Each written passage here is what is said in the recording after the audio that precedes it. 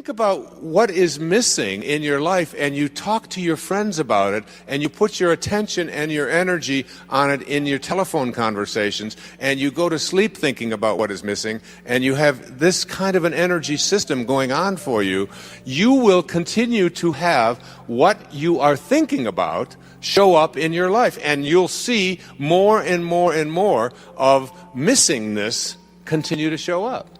You can't think about and put your energy on what is missing unless you want it to keep being that way in your life. So that's the first thing you want to shift. That's the first obstacle to reaching this state of what I call intention. Secondly, if you put your thoughts on what is, you will continue to attract what is into your life.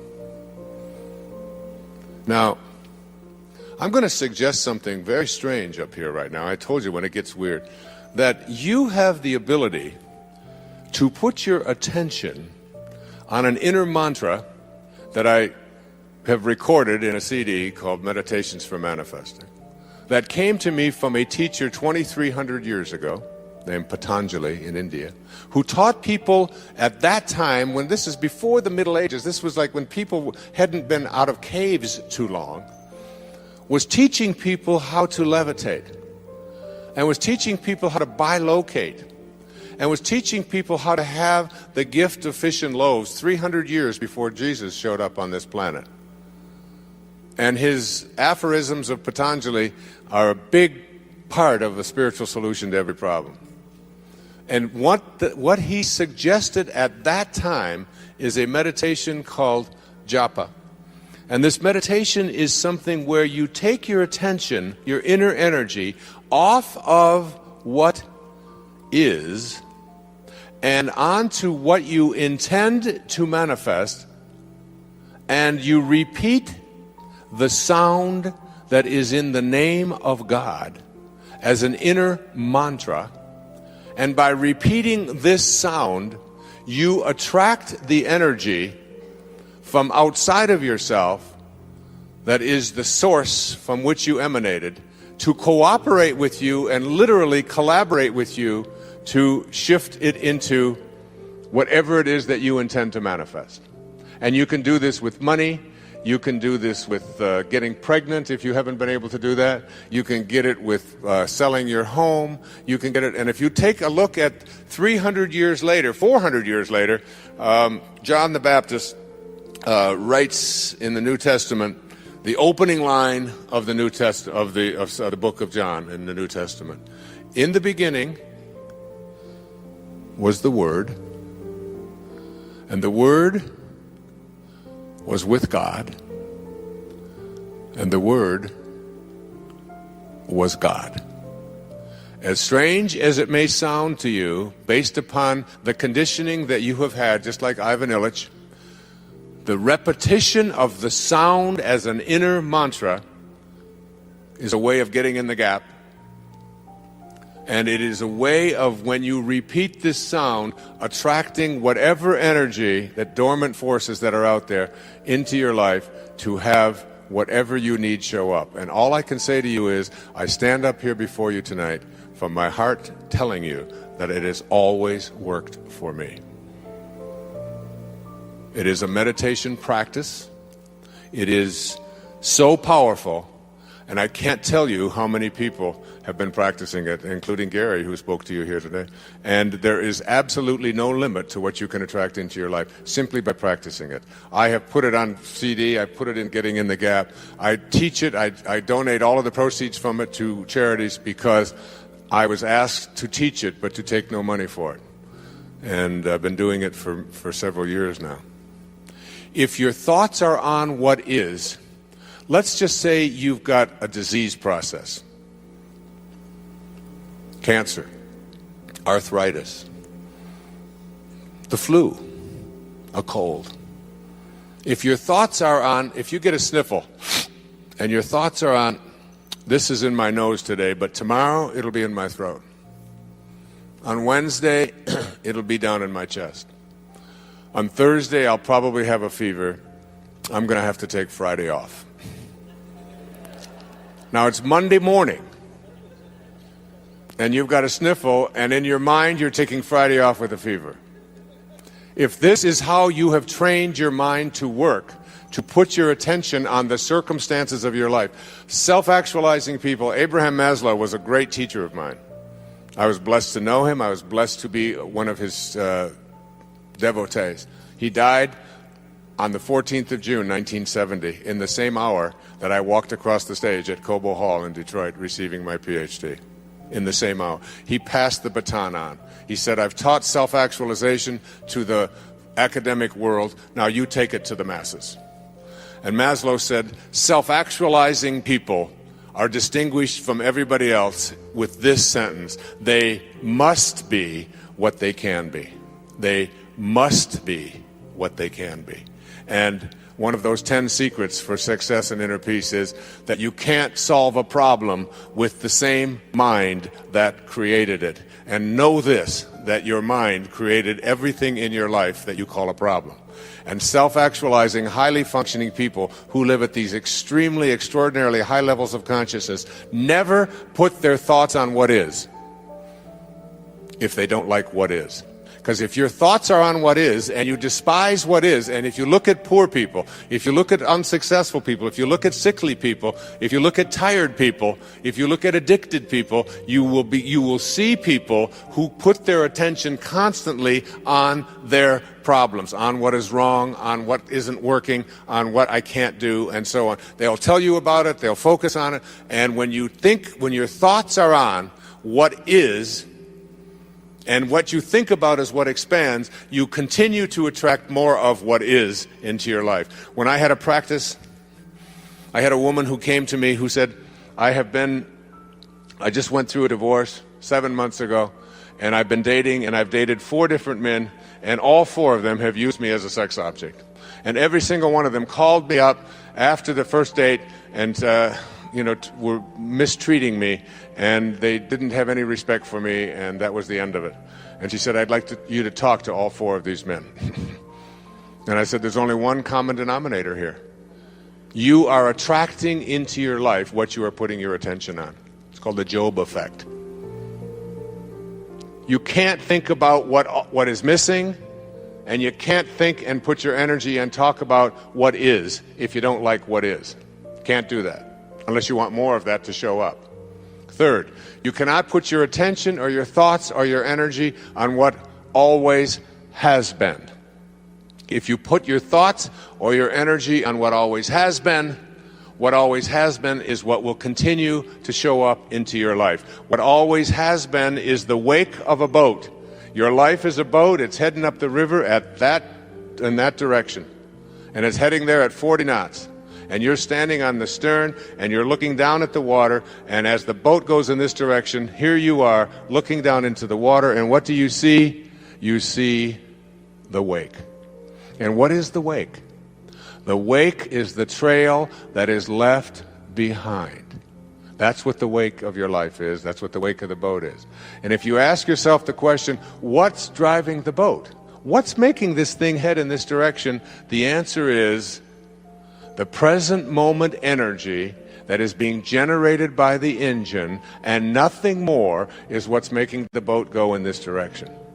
And then if you ask yourself this key question, is it possible for the wake to drive the boat? Can a trail that is left behind make a boat go in this direction? What's the answer? Impossible, isn't it? And so too is it impossible for the wake of your life, the trail that you've left behind, to be the reason why your life is going in this direction. It is not because of anything that has happened back here. That's an illusion that we live under. What has happened back here is a trail. The choices you make in this moment, and if your thoughts are on what always has been, this is the way we've always done things, this is the kind of person I am, I can't change, you can't teach an old dog new tricks, all of those cliches that have become so much a part of our life, if your thoughts are on what always has been, and you despise what always has been, you will continue to attract more of what always has been, even though you despise it. It works that way. So you can't think about what's missing, what is, and what always has been. And it gets worse. You cannot think about and put your attention on what they want or expect for you if you want that to change in your life. And there's no shortage of people who have an opinion about what it is that you should be or shouldn't be or how you should be doing it. Most of these are your relatives. I have a wonderful book in mind to write. It's called Your Friends Are God's Way of Apologizing for Your Relatives. But if I talk to your relatives, they laugh too. So we all have this idea that the reason I'm not getting where I'd like to be, particularly with young people and working with young people over the years, it's because my parents want this, or my parents think that, or my parents won't let me do this. And I always said, well, but why are you so attached to what your parents think? Well, these are my parents, and I have to do it. I said, you can listen to it, you can take it in, but you don't have to embrace it. You don't have to live by that. And certainly when you become adults, when if there are people out there who convince you that you should or shouldn't be doing this or that, then you're going to continue to attract exactly what it is that they have their attention on. So if you put your thoughts on what they want for you, you tell everybody else about how it makes you go from being blissed to pissed just by being in their presence, just by being on the telephone with them. That person, that in-law, that mother, that father, that grandparent, that child, that whoever it might be, is giving you, or even your neighbors or your friends or whomever, your coworkers, are telling you what you should or shouldn't be, and you don't like the advice that they're giving, and you resent very strongly. One of the 10 secrets for success and inner peace says there are no justified resentments. Your resentments are things that destroy you. So if your thoughts are on what they want for you, and what they want for you is something you don't like, you will continue to attract more of and use the attractor energy of the universe to attract more of what they want for you, even though you are upset about it. So here you go. There are 4 things that you can't do with your mind if you want to move into this state of intention that I'll be speaking about tomorrow. And these are: you cannot put your thoughts on what's missing, on the circumstances of your life, on what you always have been, or what others want for you. So you have to learn to do a somersault into the inconceivable and only put your thoughts or your attention on what you intend to manifest for yourself. Every thought that you have is an energy. Everything in the universe is an energy. And when you have a thought that is a thought that weakens you, which Hawkins speaks about so brilliantly in Power versus Force, that thought, the 10th secret in 10 Secrets says, wisdom is avoiding all thoughts which weaken you. And thoughts change and make you strong or weak depending upon whether or not what you're thinking at any given moment. The instant that you put something into your body and hold it close to it, the moment that you move into the energy field of someone who is negative, and I'll be speaking more about this tomorrow afternoon and doing a little bit more of demonstration on it, that everything in this universe is an energy. I have the prayer of St. Francis on which I'll be reciting tomorrow, and Sky will sing for you tomorrow, on a card that is produced by a woman who lives in a wheelchair. And also, and all it takes is to be in the energy field. If I had Linda hold this up next to her, it would strengthen her. Just the words. Energy is in everything. And here's one of the most powerful notions about how you move into this area of bringing higher energy to the presence of lower energy in your life to strengthen rather than weaken you. It was on the wall of the ashram where Mother Teresa lived. And it goes like this: if you want to know tonight what to do and what to think and how to bring this energy to you, listen to these words. And put these, as I said, the money that's collected on these goes to a woman who lives in a wheelchair, who has the intention to not be dependent. And you stick this on there, and you know, your children just have to walk by these words. and the energy it touches and impacts them. Just like the music, the CD, even carrying it around.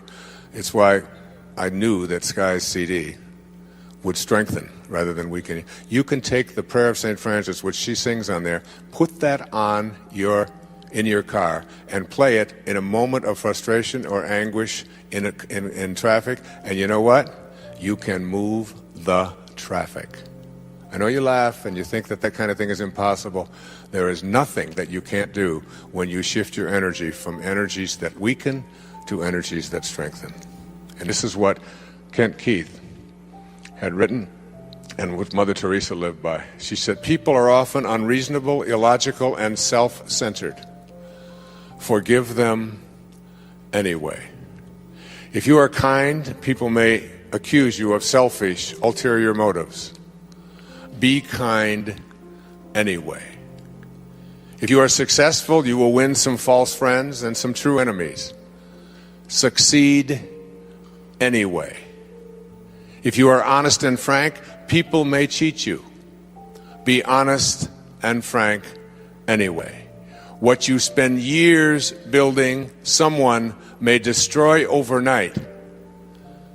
That's particularly relevant in America, isn't it? Build anyway. If you find serenity and happiness, they may be jealous. Be happy anyway. The good you do today, people will often forget tomorrow. Do good anyway. Give the world the best you have, and it may never be enough. Give the world the best you have anyway. You see, in the final analysis, it's all between you and God. It was never between you and them anyway.